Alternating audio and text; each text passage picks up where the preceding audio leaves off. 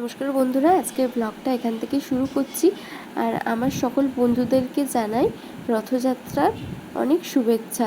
প্রতিদিনের মতো ব্রাশ করতে করতে গেটের কাছে চলে গেছিলাম, আর ভুলেও গেছিলাম যে আজকে রথযাত্রা। আর এই যে দেখো, বাড়ির বাইরে গেছি, গিয়ে দেখছি ছোট ছোট বাচ্চারা। দেখো এইদিকে কুট্টু দাদার ছেলেটাকে নিয়ে বেরিয়ে পড়েছে রথ দেখার জন্য। আর ও সকাল হলে বাইরে বেরানোর জন্য পাগল হয়ে যায়। আর এই দেখো কেমন স্মাইল করছে। ভাই তো আজকে দিনে বাড়ি থাকতো না, দিদির ছেলে তবু কথা শোনে, কিন্তু ভাই একদমই কথা শুনতো না। পাড়ার কয়েকটা বন্ধু আছে, তাদের সঙ্গে বেরিয়ে পড়তো। ওকে খুঁজে পাওয়া যেত না, কোথায় কোথায় হয়তো ঘুরে বেড়াতো। আর এই যে দেখো, অবশেষে ওকে আমি ভিডিও কল করলাম। আর পাড়ার বাচ্চারা ওকে দেখার জন্য একটু লাফালাফি করছিল।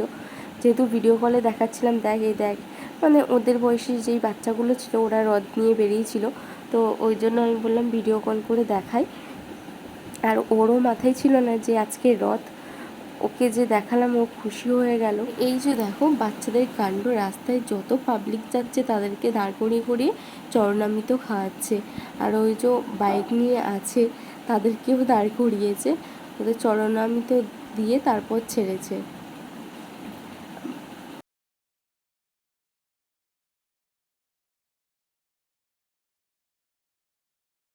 যে কোনো অনুষ্ঠান বলো যাই হোক না কেন, ভাই তো আগে ভোরবেলা হলেই বেরিয়ে যেত মাঠে।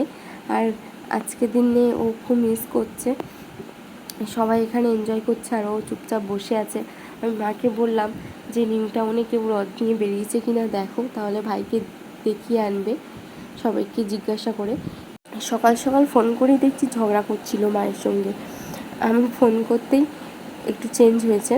আর এদিকে হাসি খুশিও লাগছে, কারণ ভীষণ জেদ করে, তো যেটা বলবে সেটাই চাই, না দিলেই উল্টোপাল্টা কথা। আর এই যে দেখো বদমাশির মতো হাসছে। কুট্টি জাস্ট ঘুম থেকে উঠে বাইরে বেরিয়েছে, আর ওকে ধরেছে সবাই মিলে দেখো চরণামৃত খাওয়ানোর জন্য। আর ওই যে ও জুতো খুঁজছে চরণামৃত খাবে বলে। ওদের পাগলামিগুলো আর ভক্তি দেখে বেশ ভালো লাগছিল, হাসিও লাগছিল।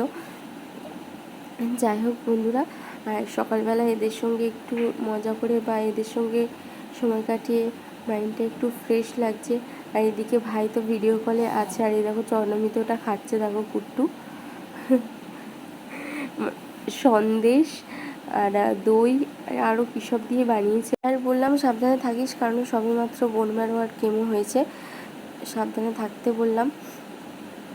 এবার আমার কাজকর্ম আছে, ওদের সঙ্গে একটু গল্পগুজব করে এদের সঙ্গে একটু মজা করে আমি যাব, গিয়ে ফ্রেশ হয়ে আবার আমার বেরাতে হবে ডিউটির উদ্দেশ্যে।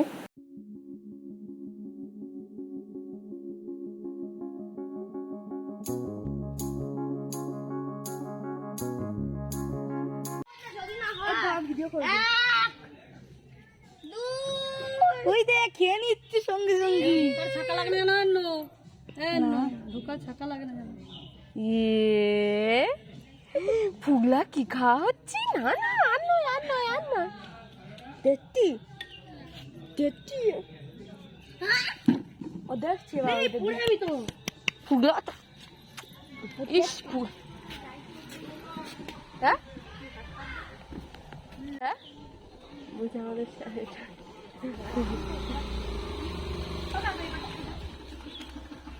চন্দ্র দিতে হবে না, ঠাকুরকে এটা দেবে।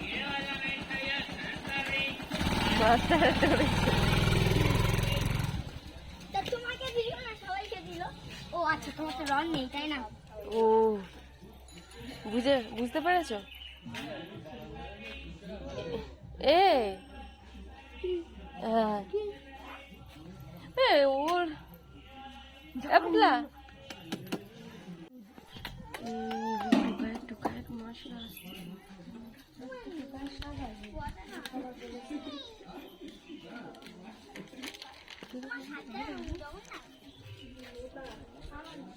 এই অন্য সাইডে দাঁড়া, একটা সাইডে।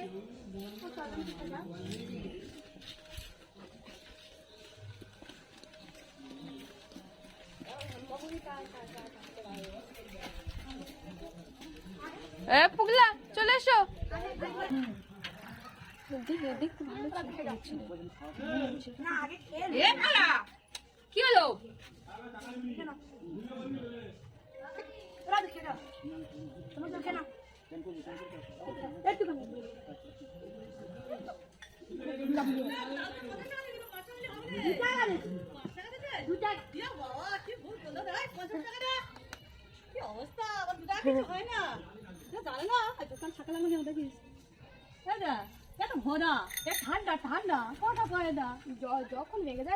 এখন তাড়াতাড়ি করে বেরিয়ে এই যে স্টেশন চলে এসেছি। এখন দুপুরবেলা, আগের ট্রেনটা মিস করে গেছি, তাই পরের ট্রেনটার জন্য ওয়েট করছিলাম। রাত্রে ডিউটি করে ফেরার সময় দেখছি রাস্তায় সব কত পাবলিক, মানে রাস্তা থেকে যেহেতু রথ টেনে নিয়ে যাচ্ছে ওই জন্য কত কত মানুষের ভিড়। চলো আর একটু এগিয়ে যাই, দেখো তোমরা। আমাদের ওইদিকে আমাদের বারাসাতে একটা রথ আছে, তো সেটা যাব আমি ট্রেন দিয়ে নেমে। এটা হচ্ছে জয়নগরের রথ।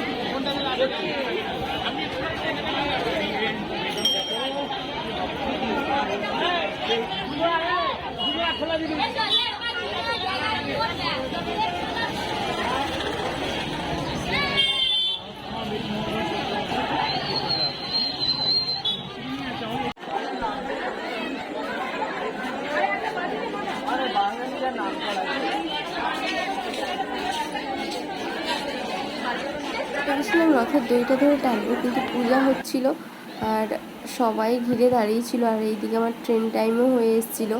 আজকে রথ বলে স্টেশনটা অনেকটা ভরা, দেখো স্টেশনে অনেক লোকজন, এমনি সময় কোনো লোকই থাকে না, সবাই বেশিরভাগই জয়নগরের রথ দেখতে এসেছিলো।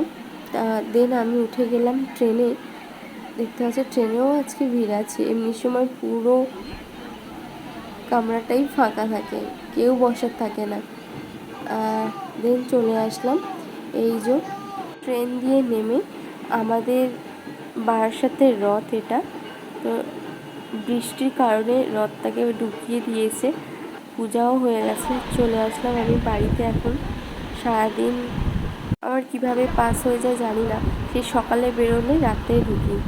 আর এই আজকে পর্যন্ত ব্লগটা এতটুকু বন্ধুরা, দেখা হচ্ছে নেক্সট কোনো ব্লগে।